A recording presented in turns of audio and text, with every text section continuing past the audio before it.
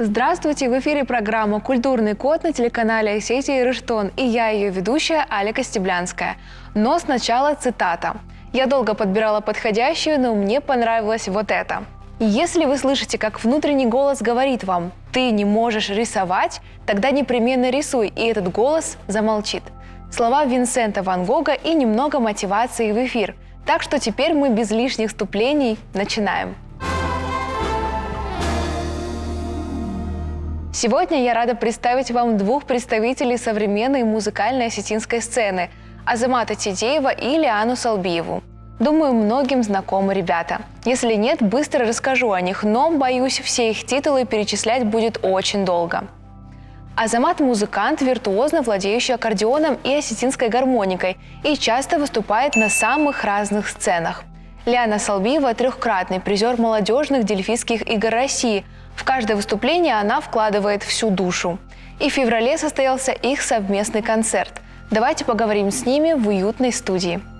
Ребята, привет! Добрый день. Добрый день. Спасибо, что нашли время и посетили нашу уютную студию. Я знаю, что график у вас загруженный.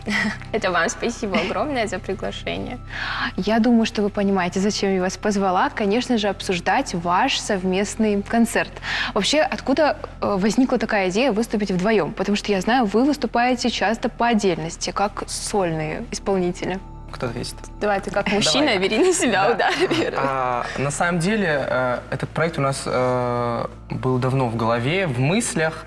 И вот мы никак не решались собраться и сделать такой вот интересный, на мой взгляд, наверное, на взгляд Лианы, проект. Мы сами сольные исполнители, да, и вот много вопросов поступило после того, как мы выставили нашу афишу. Говорит, как это возможно, вы сольные исполнители? Это нереально, тем более вам. Я говорю, 3 февраля вы поменяете мнение. И вот, собственно, как-то так, наверное. А не тяжело вообще вдвоем? Как вот уже сказала Азамат, все-таки, когда сольно выступаешь, ты уже знаешь, на что тебе возможно сделать упор. А тут все-таки нужно еще и слушать партнера, наверное. Я так думаю. Ну, знаете, на мой взгляд, мы настолько схожи по темпераменту.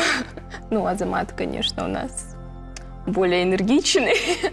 Я более такая лиричная, но мы настолько чувствуем друг друга и понимаем в музыке. Это, как сказать, это было заметно даже тогда, когда у нас даже не было мыслей о совместном исполнительстве. То есть Азамат играл, вот я сидела, я дышала вместе с ним, бывали такие моменты, да. И на самом деле вот сейчас мы занимаемся, и именно музыкально нам...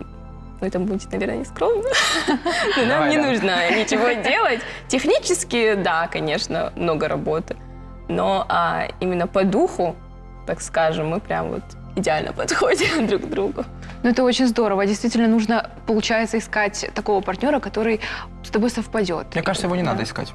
Он находится сам. Судьба, получается. Ну да. А теперь не возникло у вас такой идеи собираться чаще вместе, например, сделать какую-то группу, ансамбль, возможно? Ну, идей много.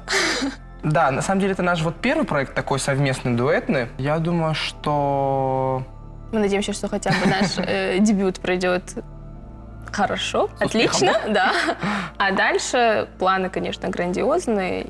Надеемся, что они у нас Мы не будем их озвучивать, да? Пока что нет. Без спойлеров, получается. А вот вы уже сказали, что технически нужно было что-то подготовить все-таки даже при полном таком... как сейчас говорят, совпадении вайбов. Но все равно технически готовиться нужно. Вот сколько у вас ушло на подготовку концерта? И труднее все-таки было подготовиться вдвоем, чем если бы вы сольно выступали? Кто ответит, да? Отвечай. В чем вообще заключалась сложность нашего концерта? В том, что мы с Лианой находимся в разных городах. Вот.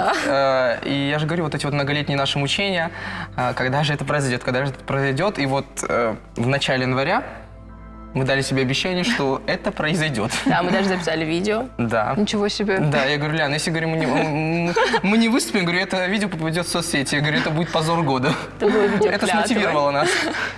Ну, потом можно сделать видео до и после, как это все начиналось и как это все, к чему это привело. Да, на самом деле, да. Такие мысли тоже у нас есть. Кстати, ребята, я вот знаю, что вы еще и любители участвовать в разных фестивалях и в конкурсах. Давайте пока поговорим о том, Лиана вот уже 3-кратный, кажется, призер Дельфийских игр. Золотой. Золотой, вот. Но это вы всего этого добиваетесь сольно. Вообще, сперва ответьте, для чего музыкантам, начинающим или уже опытным в конкурсы и фестивале, а потом перейдем к следующему вопросу. Давай, Конкурсы Алян. и фестивали, они необходимы для музыканта, так как, выезжая на различные конкурсы, мы узнаем, вообще знакомимся с новыми людьми, это раз. Мы расширяем свой репертуар, мы набираемся опыта. Это очень интересно и очень необходимо. Не только для музыканта, в принципе, для любого человека. Артиста. Да. А вот не было ли у вас, раз уж вы начали дуэтную деятельность, возможно, какое-то желание у вас сразу возникло съездить на какой-нибудь фестиваль вместе? Выиграть что-нибудь, какую-нибудь награду для Осетии? Ну, возможно, такие планы и мысли есть, просто опять-таки же проблема возникает в том, что разные города, и постоянно нету времени собраться, сделать что-то новое, да, если там, допустим, тот же бывает прилет Ляны в Москву или мой прилет в Осетию, это бывает там считанные дни, и нет возможности отточить все детали, подготовиться, то есть нету времени. Угу. А я сейчас слышала, что с времен еще ковида есть такая возможность, как... в целом мы уже сейчас живем в мире технологий, и многие даже там собеседования, кастинги проходят в формате онлайн-конференции и все такое. У вас, возможно, это вам тоже как-то поможет? У вас не было такого опыта? Вот первые дельфийские всероссийские игры, в которых я участвовала, они были онлайн. Это был как раз... Это 20 или 21 год был? ковид. 20-й, по-моему, нет? По-моему, 20-й, да. И да, такой опыт есть, но, как по мне, это намного сложнее. Это раз. Два, это не так уж интересно. Короче, если надо, то да. А если по желанию, то, конечно, хотелось бы именно выехать и воочию все. А вот для репетиции вы не можете использовать такой формат, например? К сожалению, нет. Если вот мы не будем рядом. Это же живое общение и совсем другое восприятие музыки, и в принципе... Не то. Не то. На самом деле, все равно хорошо, что все развивается. Возможно, когда-то и звукопередача будет какая-то иная. И Я думаю, что это не заменит живого общения. Угу. Нет, мы будем надеяться на то, что у нас будет свой самолет, и мы будем так Суперджет? летать. Ты прилетишь сегодня на репетицию? Я такой, Лян, я в Куршавеле. Ты где? Я на Бали. Вот, кстати, хорошая тема про мечты. Вы уже сказали, что вы тоже записываете видео себе в будущее. Возможно, вы пишете тоже какие-то цели на год. Вот, например, недавно, по сути, был Новый год. Сейчас вот китайский Новый год. Возможно, вы тоже что-то себе выписали такое важное. И как вы вообще подходите к постановке целей? Важно ли для вас это?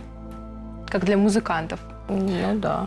Или это творческие люди, и они действуют по какому-то такому минутному вдохновению? Минутное вдохновение, да, оно, возможно, и есть, но все равно какие-то цели определенно не должны ставиться. Я думаю, что у Юлианы точно так же. В начале года лично я, после 1 января сижу и пишу себе цели на год. Какие-то такие прям крупные, которые бы хотелось бы реализовать. Как вы сказали, минутные. 30 концертов в год. 30 концертов в год. В разных городах. Да. Это тоже сила мысли, возможно. Да, мы посылаем в космос это все. Мы надеемся на гастроли по миру. Так что с мечтами у нас все в порядке. Это и хорошо. Смелые мечты, смелые и... Да, надо по-крупному мечтать. Да. Вот, значит, вам, получается, легче настраиваться перед концертами. Наверное, вы тоже как-то верите в лучшее, посылаете энергию в космос. Все-таки ансамблевое исполнительство, я думаю, что оно... Спокойнее, даже переживается. Более спокойнее, потому что есть человек, на которого, в моем случае, да, я думаю, наверное, в Лянином случае, да... Шутка. Мы уверены, да, в том человеке, на которого мы надеемся и верим в него. Поэтому я спокойен. На сцену выходишь, уже в спокойствии. А может быть, есть вообще в целом у вас какие-то ритуалы перед выходом на сцену? Как успокоиться, если вы сольно выходите? Нельзя ноты ронять.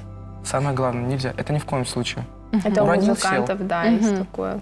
А если ты уронил, то надо на них сесть. А у вас было такое, что вы роняли, и вот все шло не так, как должно было идти? Нет, у меня не было. Я вот сейчас тоже задумался, знаешь, не было реально. А, и голову нельзя перед Вот, выступлением. кстати, вы знаете, да, мой преподаватель музыкальной школы, привет ей огромный, она меня с детства учила, нельзя стричь ногти и волосы. И вот, знаете, до курса 2 академии я реально Верил в это. Да, верил в это. И в какой-то момент просто вот... Кстати, был очень важный ответственный концерт. И думаю, ну-ка попробуем. И все. Рискнем. И сделал все наоборот.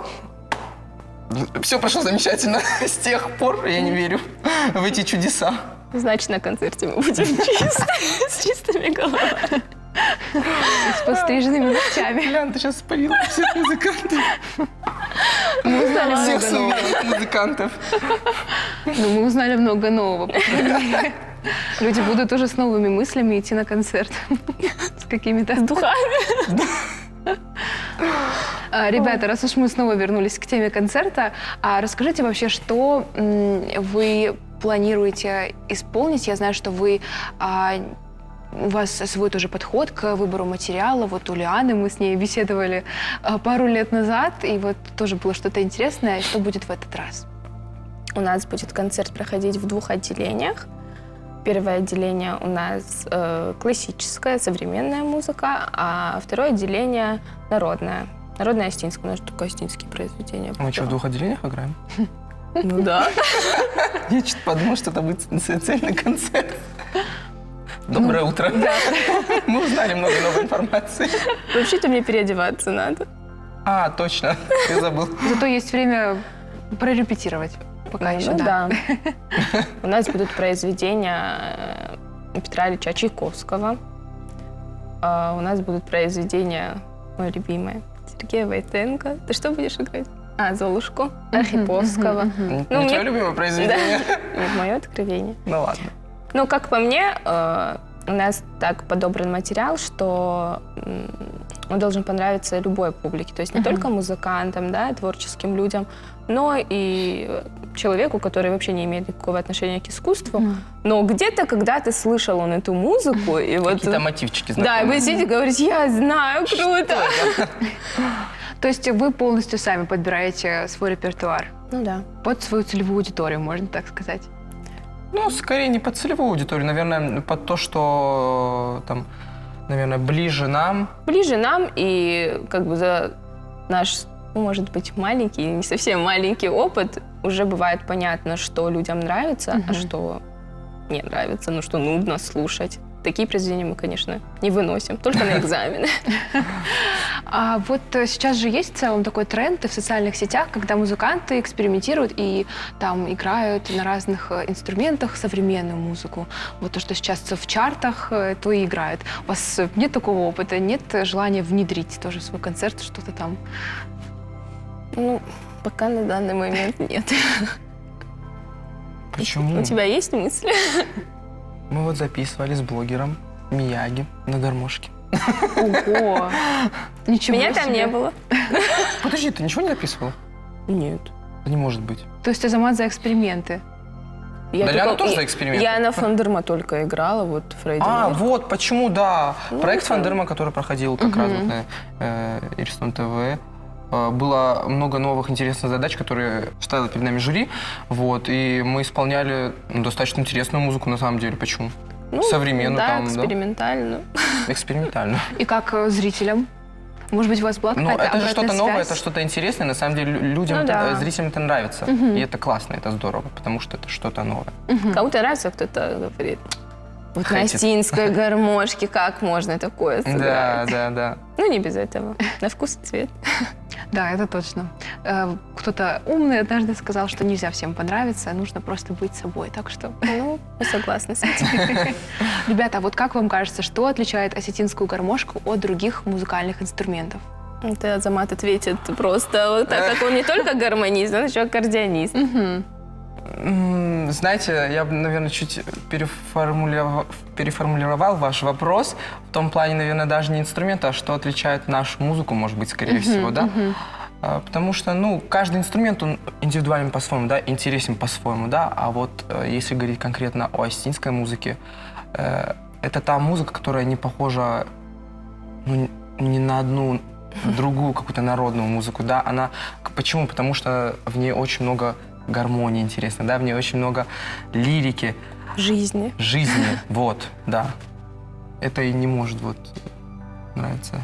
Мы как бы исполняем много произведений, написанных не для гармоники, которые написаны вот и для для аккордеона, Органа, фортепиано, да, оркестра, да? для балалайки. И это всё все это переложение. круто. Но все равно, когда ты играешь свое, то гены берут Душа свое. рассуждает по-другому, да? Ребята, давайте напоследок еще обсудим такую тему. Вам как самим кажется, вот вы своими выступлениями, концертами как-то помогаете популяризировать осетинскую музыку среди молодежи, там, поколения Z того самого? Мгм. Думаю, да, 100%. Я думаю, что да, потому что сейчас осетинская гармоника звучит не только в нашей стране, да, и за пределами ее. Звучит на очень крупных масштабных площадках, да, это и Большой зал Московской консерватории, концертный зал Петра Ильича Чайковского, там, Большой зал Российской академии музыки, да, ну, можно продолжать бесконечно, да, то есть это очень большие такие крупные значимые объекты, и Ну, даже судя по публике, которая выкупает билеты, приходит на концерты, очень много молодежи, очень много бывает новых лиц, и это не может не радовать. То есть их не заставили купить, они сами захотели, они спросили, и много было восторженных что самое комментариев. главное, это аплодисменты в конце концерта, вот. Да, это вот прям просто бывает.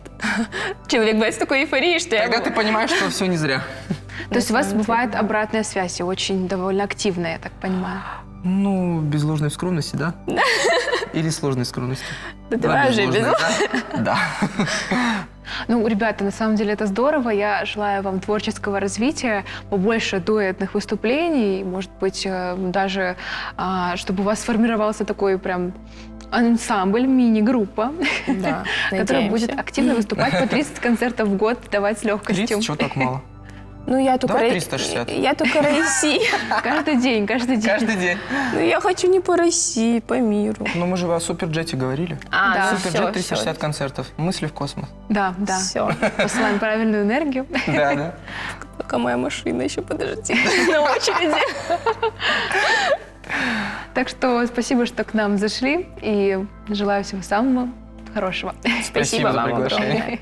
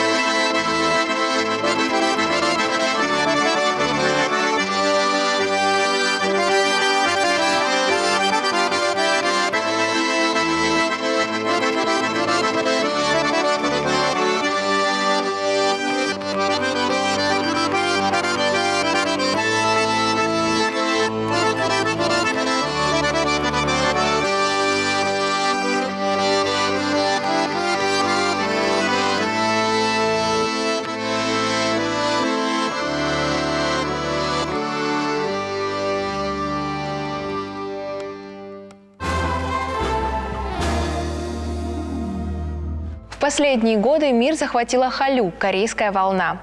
Наверное, все хоть раз слышали о BTS, чью славу и влияние на фанатов можно сравнить только с легендарными The Beatles. Корейские знаменитости становятся лицами модных домов, а победа «Паразитов» на «Оскаре» вывела локальное кино на мировой уровень. Популярность Кореи во многом началась благодаря корейским телесериалам, дорамам, которые создали образ сказочной страны, где живет настоящая любовь, дружба и удивительно красивые люди. Что это такое и в чем секрет их популярности, сейчас расскажу. История корейского кино и сериалов тесно связана с нестабильной политической и экономической ситуацией в стране. Корея была одной из самых бедных стран в мире. Это все последствия оккупации и гражданской войны. Но после Олимпиады 1988 года и экономических реформ 90-х Южная Корея превратилась в одного из лидеров своего региона. Именно в этот период государство и частные корпорации стали вкладывать деньги в индустрию развлечений, в том числе в кино и ТВ. Была отменена жесткая цензура и квоты на иностранные фильмы. Местные режиссеры и сценаристы сначала уступили американскому контенту, но быстро научились у западных коллег новым приемам и сюжетам. Еще в 80-х появился первый национальный хит «Любовь и амбиции», который эксплуатировал ностальгию по деревенскому образу жизни в стремительно развивающейся стране. В The Korea Times даже писали, что улицы становились пустыми, когда выходила очередная серия. В 2000-х Азию захватили корейские драмы, или дорамы, как принято называть сериалы в Корее.